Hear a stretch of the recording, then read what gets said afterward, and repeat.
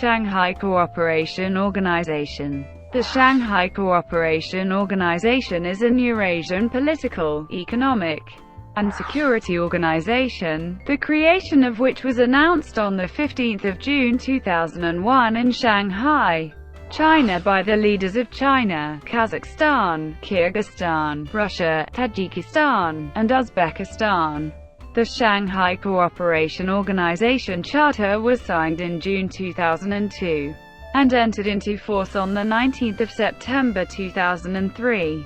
These countries, except for Uzbekistan, had been members of the Shanghai Five group, founded on 26 April 1996 in Shanghai, India, and Pakistan have joined SCO as full members on 9 June 2017 in Astana, Kazakhstan. Origins. The Shanghai Five grouping was created 26 April 1996 with the signing of the Treaty on Deepening Military Trust in Border Regions in Shanghai, China by the heads of states of China, Kazakhstan, Kyrgyzstan, Russia and Tajikistan. On 24 April 1997, the same countries signed the Treaty on Reduction of Military Forces in Border Regions in a meeting in Moscow, Russia. Kazakh President Nursultan Nazarbayev, Chinese President Jiang Zemin, Kyrgyz President Askar Akayev, and Tajik President Emomali Rahmon, at one time the leaders of the Shanghai Five. Subsequent annual summits of the Shanghai Five group occurred in Almaty, Kazakhstan in 1998, in Bishkek, Kyrgyzstan in 1999, and in Dushanbe, Tajikistan in 2000. At the Dushanbe summit, members agreed to oppose intervention in other countries' internal affairs on the pretexts of humanitarianism and protecting human rights, and support the efforts of one another in safeguarding the five countries' national independence, sovereignty, territorial integrity, and social stability. In 2001, the annual summit returned to Shanghai. There the five member nations first admitted Uzbekistan in the Shanghai Five mechanism. Then all six heads of state signed on 15 June 2001 the Declaration of Shanghai Cooperation Organization, praising the role played thus far by the Shanghai Five mechanism, and aiming to transform it to a higher level of cooperation. In June 2002, the heads of the SCO member states met in St. Petersburg, Russia. There they signed the SCO Charter, which expounded on the organization's purposes, principles, structures and forms of operation, and established it in international law. In July 2005, at the summit in Astana, Kazakhstan, with representatives of India, Iran, Mongolia, and Pakistan attending a SCO summit for the first time, the president of the host country, Nursultan Nazarbayev, greeted the guests in words that had never been used before in any context. The leaders of the states sitting at this negotiation table are representatives of half of humanity. By 2007, the SCO had initiated over 20 large-scale projects related to transportation, energy, and telecommunications, and held regular meetings of security, military, defense, foreign affairs, economic, cultural, banking and other officials from its member states. In July 2015 in Ufa, Russia, the SCO decided to admit India and Pakistan as full members. India and Pakistan signed the Memorandum of Obligations in June 2016 in Tashkent, Uzbekistan, thereby starting the formal process of joining the SCO as full members. On 9 June 2017, at the historic summit in Astana, India and Pakistan have officially joined SCO as full-fledged members. The SCO has established relations with the United Nations in 2004, Commonwealth of Independent States in 2005, Association of Southeast Asian Nations in 2005, the Collective Security Treaty Organization in 2007. the Economic Cooperation Organization in 2007, the United Nations Office on Drugs and Crime in 2011, the Conference on Interaction and Confidence-Building Measures in Asia in 2014, and the United Nations Economic and Social Commission for Asia and the Pacific in 2015. Its 8 full members account for half of the world's population and a quarter of the world's GDP. Organizational structure. The Council of Heads of State is the top decision-making body in the SCO. This council meets at the SCO summits, which are held each year in one of the member states' capital cities. The current Council of Heads of State consists of Almazbek Atambayev, Emomali Rahmon, Shavkat Mirziyoyev, Xi Jinping, Nursultan Nazarbayev, Vladimir Putin, Pranab Mukherjee, Mamnoon Hussein. The Council of Heads of Government is the second highest council in the organization. This council also holds annual summits, at which time members discuss issues of multilateral cooperation. The council also approves the organization's budget.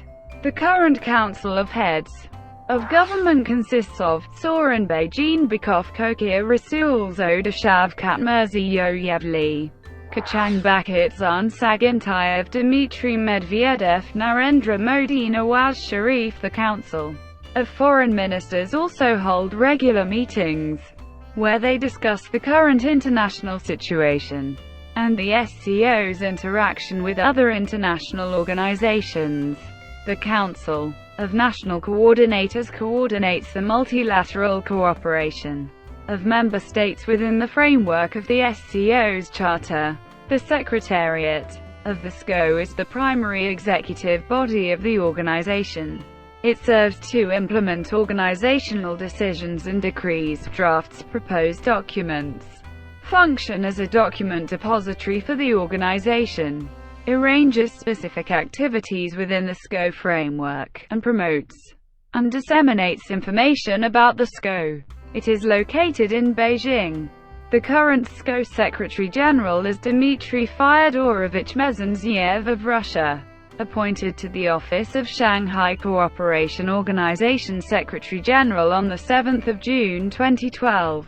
To hold this position from 1 January 2013 to 31 December 2015. The regional anti-terrorist structure, headquartered in Tashkent, Uzbekistan, is a permanent organ of the SCO which serves to promote cooperation of member states against the 3 evils of terrorism, separatism and extremism. The head of RATS is elected to a 3-year term. Each member state also sends a permanent representative to RATS. The official working languages of the Shanghai Cooperation Organization are Chinese and Russian. Future membership possibilities. In June 2010, the SCO approved the procedure of admitting new members, though new members have yet to be admitted. Several states, however, participate as observers, some of whom have expressed interest in becoming full members in the future. The implications of Iran joining the organization has been given much thought academically. In early September 2013, Armenian Prime Minister Tigran Sargsyan said during his meeting with his Chinese counterpart that Armenia would like to obtain an observer status in the SCO. Except for Afghanistan, the observers are moving towards being accorded full member status. Meanwhile, in 2012 Armenia, Azerbaijan, Bangladesh, Belarus, Nepal, and Sri Lanka applied for observer status within the organization. Egypt and Syria have also submitted applications for observer status, while Egypt, Israel, Maldives, and Ukraine have applied for dialogue partner status. Vietnam also signaled its interest in becoming a dialogue partner of the SCO in 2011 during the trip to Hanoi of Mr. Kirill Barsky, the special envoy of the Russian president to the SCO. According to expert opinion, There are potential disadvantages and advantages of Vietnam's becoming a member of the SCO in following main areas: balancing her relations with China, Russia, and the USA, defense of the territorial integrity, and potential for economic benefits. Current observers received observer status at the 2012 SCO summit in Beijing, China on 6 June 2012. Was granted dialogue partner status in the Shanghai Cooperation Organization in 2009, and later gained observer status in 2015. In 2008, Belarus applied for partner status in the organization, and was promised Kazakhstan's support towards that goal. However, Russian Defense Minister Sergei Ivanov voiced doubt on the probability of Belarus's membership, saying that Belarus was a purely European country. Despite this, Belarus was accepted as a dialogue partner at the 2009 SCO summit in Yekaterinburg, and after applying in 2012 was granted observer status in 2015. Has observer status in the organization, and applied for full membership on 24 March 2008. However, because it was under sanctions levied by the United Nations at the time, it was blocked from admission as a new member. The SCO stated that any country under UN sanctions could not be admitted. After the UN sanctions were lifted, Chinese President Xi Jinping announced its support for Iran's full membership in SCO during a state visit to Iran in January 2016, became the first country to receive observer status. At the 2004 Tashkent summit, Pakistan, India and Iran received observer status. At the 2005 SCO summit in Astana, Kazakhstan on 5 July 2005. Dialogue partner. At an SCO summit in 2004, the position of dialogue partner was created in 2008 in accordance with Article 14 of the SCO Charter of 7 June 2002. This article regards dialogue partner as a state or an organization who shares the goals and principles of the SCO and wishes to establish relations of equal mutually beneficial partnership with the organization. Was granted dialogue partner status in the Shanghai Cooperation Organization. At the group's 2015 summit in Ufa, Russia, was granted dialogue partner status in the Shanghai Cooperation Organization. At the group's 2009 summit in Yekaterinburg, a member of NATO, was granted dialogue partner status in the Shanghai Cooperation Organization. At the group's 2012 summit in Beijing, Turkish Prime Minister Recep Tayyip Erdogan has stated that he has discussed the possibility of abandoning Turkey's European Union membership candidacy in return for full membership in the Shanghai Cooperation Organization. This was reinforced again, after a series of tension between Turkey and the European Union in the 21st of November 2016. 2 days after that, in the 23rd of November 2016, Turkey is granted chairman of the Energy Club of SCO for the 2017 period. It's the first non-full member country to be the chairman of a club in the organization. Cooperation on security. The SCO is primarily centered on its member nations' Central Asian security-related concerns, often describing the main threats it confronts as being terrorism, separatism and extremism. However, evidence is growing that its activities in the area of social development of its member states is increasing fast. At 16 to 17 June 2004 SCO Summit, held in Tashkent, Uzbekistan, the regional anti-terrorism structure was established. On the 21st of April 2006, the SCO announced plans to fight cross-border drug crimes under the counter-terrorism rubric. Grigory Lonanov claimed in April 2006 that the SCO has no plans to become a military bloc. Nonetheless, he argued that the increased threats of terrorism, extremism, and separatism make necessary a full-scale involvement of armed forces. In October 2007, the SCO signed an agreement with the Collective Security Treaty Organization in the Tajik capital Dushanbe to broaden cooperation on issues such as security, crime, and drug trafficking. Joint action plans between the two organizations are planned to be signed by early 2008 in Beijing. The organization is also redefining cyber warfare, saying that the dissemination of information harmful to the spiritual, moral and cultural spheres of other states should be considered a security threat. An accord adopted in 2009 defined information war, in part, as an effort by a state to undermine another's political, economic, and social systems. Military activities. Vladimir Putin, Nursultan Nazarbayev and Islam Karimov. Over the past few years, the organization's activities have expanded to include increased military cooperation, intelligence sharing, and counter-terrorism. There have been a number of SCO joint military exercises. The first of these was held in 2003, with the first phase taking place in Kazakhstan and the second in China. Since then, China and Russia have teamed up for large-scale war games in 2005, 2007 and 2009, under the auspices of the Shanghai Cooperation Organisation. More than 4,000 soldiers participated at the joint military exercises in 2007, which took place in Chelyabinsk, Russia, near the Ural Mountains, as was agreed upon in April 2006 at a meeting of SCO defense ministers.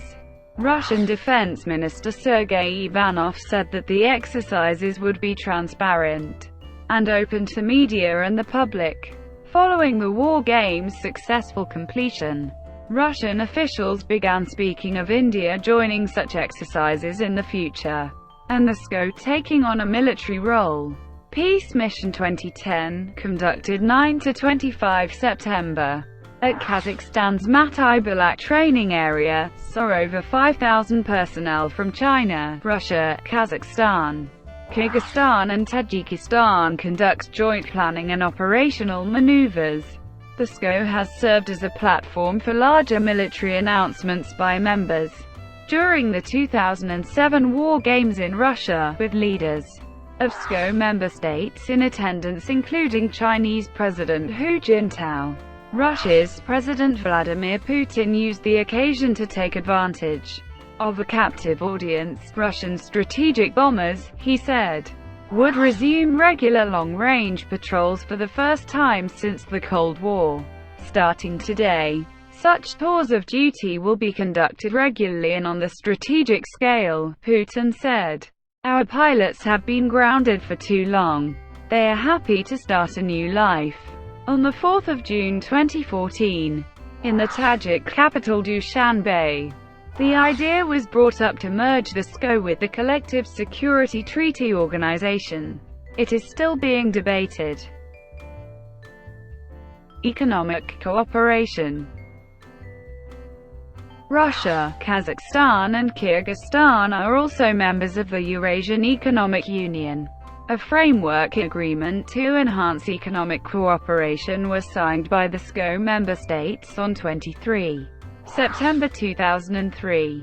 At the same meeting, the PRC's Premier, Wen Jiabao, proposed a long-term objective to establish a free trade area in the SCO, while other more immediate measures would be taken to improve the flow of goods in the region. A follow-up plan with 100 specific actions was signed 1 year later, on the 23rd of September 2004. On the 26th of October 2005, during the Moscow summit of the SCO, the Secretary-General of the organization said that the SCO will prioritize joint energy projects. Such will include the oil and gas sector, the exploration of new hydrocarbon reserves, and joint use of water resources. The creation of an interbank SCO Council was also agreed upon at that summit in order to fund future joint projects. The first meeting of the SCO Interbank Association was held in Beijing on 21 to 22 February 2006. On the 30th of November 2006, at the SCO Results and Perspectives, an international conference held in Almaty, the representative of the Russian Foreign Ministry announced that Russia is developing plans for an SCO energy club. The need for this club was reiterated by Moscow at an SCO summit in November 2007. Other SCO members, however, have not committed themselves to the idea. However, on the 28th of August 2008 summit it was stated that, against the backdrop of a slowdown in the growth of world economy pursuing a responsible currency and financial policy, control over the capital flowing, ensuring food and energy security have been gaining special significance.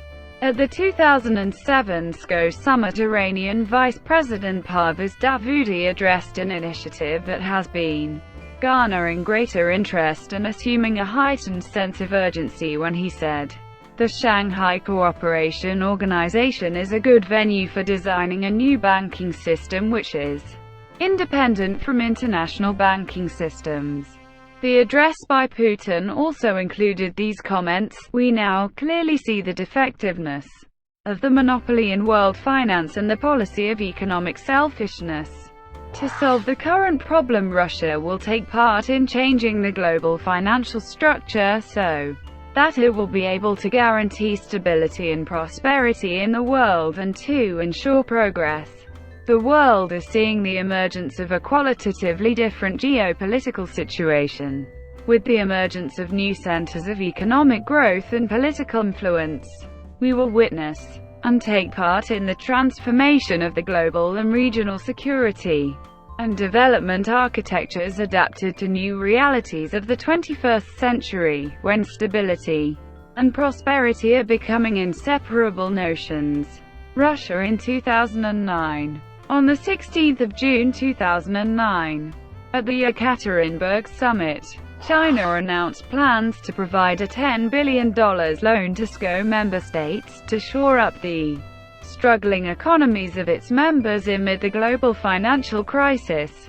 The summit was held together with the first BRIC summit, and the China-Russia joint statement said that they want a bigger quota in the International Monetary Fund. Cultural cooperation. Cultural cooperation also occurs in the SCO framework. Culture ministers of the SCO met for the first time in Beijing on the 12th of April 2002, signing a joint statement for continued cooperation. The third meeting of the culture ministers took place in Tashkent, Uzbekistan, on 27 to 28 April 2006. An SCO Arts Festival and exhibition was held for the first time during the Astana summit in 2005. Kazakhstan has also suggested an SCO folk dance festival to take place in 2008, in Astana. Summits. In 2007, according to the Charter of the SCO, summits of the Council of Heads of State shall be held annually at alternating venues. The locations of these summits follow the alphabetical order of the member state's name in Russian. The Charter also dictates that the Council of Heads of Government shall meet annually in a place decided upon by the Council members. The Council of Foreign Ministers is supposed to hold a summit 1 month before the annual Summit of Heads of State. Extraordinary meetings of the Council of Foreign Ministers can be called by any 2 member states. Relations with the West. Western media observers believe that one of the original purposes of the SCO was to serve as a counterbalance to NATO, and in particular to avoid conflicts that would allow the United States to intervene in areas bordering both Russia and China. In addition, while not a member state, the President of Iran Mahmoud Ahmadinejad used his speeches at the SCO to make verbal remarks towards the United States. The United States applied for observer status in the SCO, but was promptly rejected in 2005. At the Astana summit in July 2005, with the wars in Afghanistan and Iraq foreshadowing an indefinite presence of U.S. forces in Uzbekistan and Kyrgyzstan, the SCO requested the U.S. to set a clear timetable for withdrawing its troops from SCO member states. Shortly afterwards, Uzbekistan requested the U.S. to leave the K2 airbase. The SCO has made no direct comments against the U.S. or its military presence in the region. However, some indirect statements at the past summits have been viewed by the Western media as thinly veiled swipes at Washington. Geopolitical aspects of the SCO. Russia. In 2015, there have been many discussions and commentaries about the geopolitical nature of the Shanghai Cooperation Organization. Matthew Brummer, in the Journal of International Affairs, tracks the implications of SCO expansion into the Persian Gulf. Also, according to political scientist Thomas Ambrosio, one aim of SCO was to ensure that liberal democracy could not gain ground in these countries. Iranian writer Hamid Golpira had this to say on the topic, according to Zbigniew Brzezinski's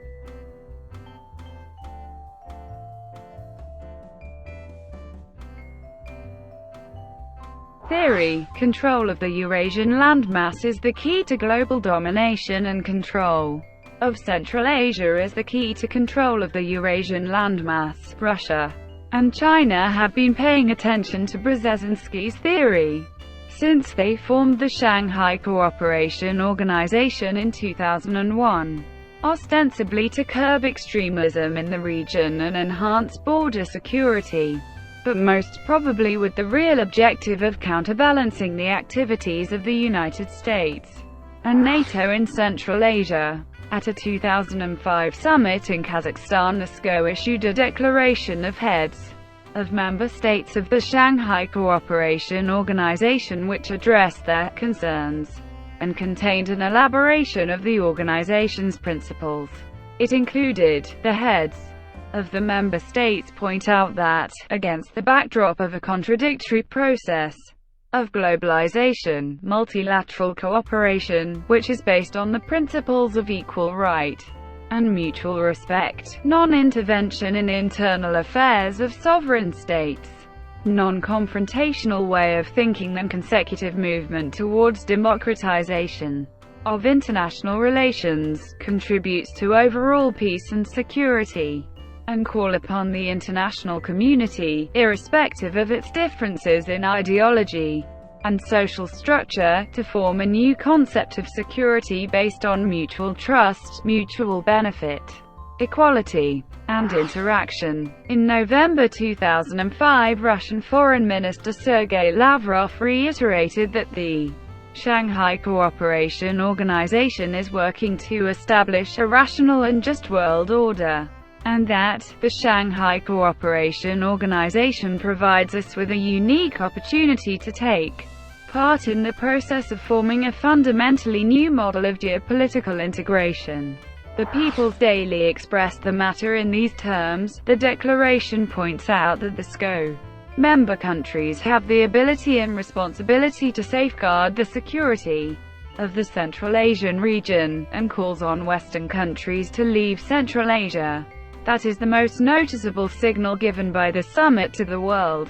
A 2010 analysis in American Legion magazine said that Chinese Prime Minister Wen Jiabao has concluded that the United States is maneuvering to preserve its status as the world's sole superpower, and will not allow any country the chance to pose a challenge to it. An article in the Washington Post in early 2008 reported that President Vladimir Putin stated that Russia could aim nuclear missiles at Ukraine if Russia's neighbor and former Fraternal Republic in the Soviet Union, joined the NATO alliance and hosts elements of a U.S. missile defense system.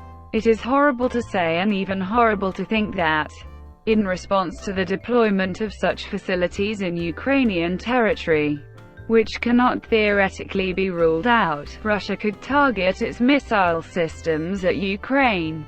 Putin said at a joint news conference with the Ukrainian President Viktor Yushchenko, who was visiting the Kremlin. Imagine this just for a second. Leaders of SCO member states, as of File, Xi Jinping October 2015. JPG, People's Republic of China Xi Jinping Republic of India Narendra Modi Republic of Kazakhstan Sultan Nazarbayev Kyrgyz Republic Uzbekistan Islamic Republic of Pakistan Awaz Sharif Russian Federation Vladimir Putin Republic of Tajikistan Emomali Rahman Republic of Uzbekistan Shavkat Mirziyoyev President of Uzbekistan. Thank you for watching. Please like and subscribe below.